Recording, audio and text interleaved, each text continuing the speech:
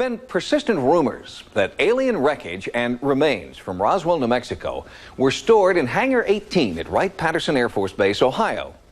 In the 1960s, responding to the rumors, then Senator Barry Goldwater asked former Air Force Chief of Staff Curtis LeMay, "What's inside Hangar 18?"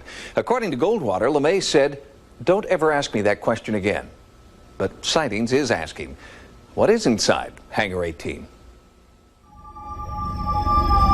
There have been a certain percentage of this volume of reports that have been made by credible observers of relatively incredible things. But where are these incredible things today?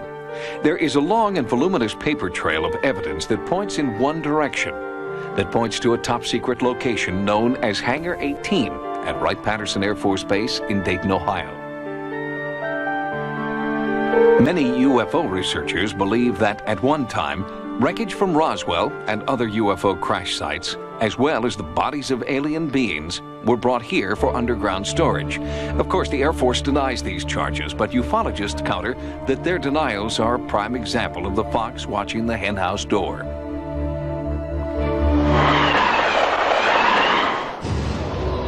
But why Hangar 18?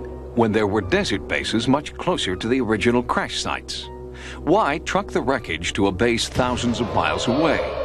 There were several advantages to using Wright-Patterson, according to Professor Michael Swords. Wright-Patterson had several elements associated with it. It had a standard Air Force base at Patterson Field, and it had a high-technology testing facility at Wright Field. In between the two fields, it also had something unique to our government, and that was the Technical Intelligence Organization, so-called T2, or what became the Foreign Technology Division. During the Second World War, T2, the Foreign Technology Division, would receive crashed German rockets and aircraft.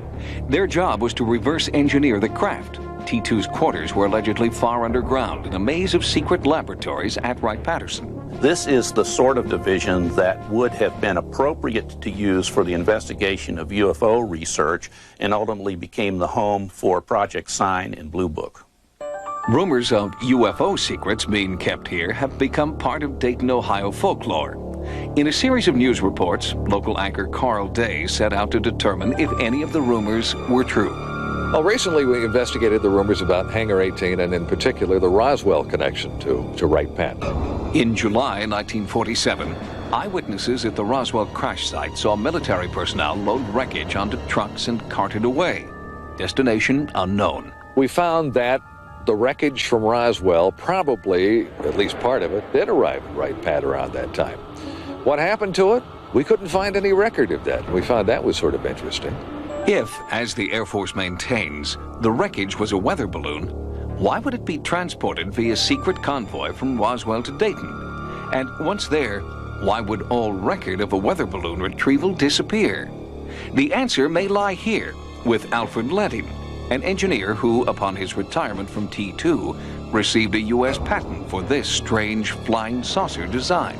Al Ludding could have been influenced in his design by an alien type of technology, because when you look at his design, it is a low aspect, sort of ellipsoid shaped craft with two tiny tabs on the back that was taken extremely seriously by the Air Force. It was during Ledding's tenure at Wright-Patterson that the Air Force conducted Project Blue Book, its only publicly acknowledged UFO study. Ufologists believe Blue Book was simply a cover, designed to divert attention away from the real work going on deep underground. According to the nephew of then Deputy Head of Procurement Jack Donahue, autopsies were being performed on humanoid, but not human, creatures. My Uncle Jack had a top-secret security clearance when he worked at Wright-Patterson the complete time. The strangest story that he ever accounted to me was the day that he asked me if I had heard of a UFO crash out in Phoenix, Arizona. He said, "We have the bodies from the crash." He said, "We went down to the cold storage area." Donahue allegedly told his nephew that he was led down a series of twisting hallways to a secret room. There was a stainless steel table in this room that was arranged a little bit like a laboratory. The man, he said, "Look at this." Jack looked at the body. Jack told me that at the time they were doing full autopsies on the bodies. The head was shaped basically like a human head, only it was small. He said, "We better not spend very much time here," and they left the room. I tried to bring it up at a later date. He said, "Forget him. Just forget about the whole incident." And I said, "What do you mean, forget it?" He said, "Just forget it. It never happened." Well, there are still people that absolutely believe that alien bodies and UFO wreckage are still here on this base, and that the bodies are kept in cryogenic suspension somewhere underneath Wright Field. Legendary UFO researcher Leonard Stringfield investigated Hangar 18 for close to 50 years. In a rare interview just prior to his death in 1994, Stringfield told Sightings that he had been able to track the progress of wreckage and alien bodies retrieved in several different parts of the Southwest. In the beginnings, some of them were shipped to areas in Los Alamos, in the western sensitive areas from Albuquerque on down to Los Alamos and the whole region of New Mexico. And oftentimes for further analyses or study, why they were sent to Wright-Patterson. I was told by one intelligence source here some years ago that they had 30 alien bodies underground at Wright-Patterson Field alone, up to 1966. And reports persisted well into the next decade that alien bodies were still being stored at Wright-Patterson. One of the most interesting discoveries, I think, has to be the alleged alien jawbone that we uncovered. Officials within the Air Force intelligence community have told me that they had determined back in the 70s, possibly before that, that this was an alien jawbone. I can't have anybody go on record, however, now as saying that. I think the Air Force is hiding a lot of things.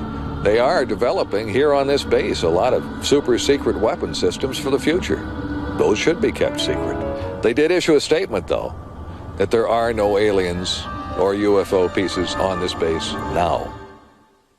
At the end of the 1950s, 3 aeronautic engineers left what was then Wright Field and returned to civilian life. Within 1 year, all 3 applied for patents with the U.S. Patent Office. All 3 wanted to patent flying saucer designs.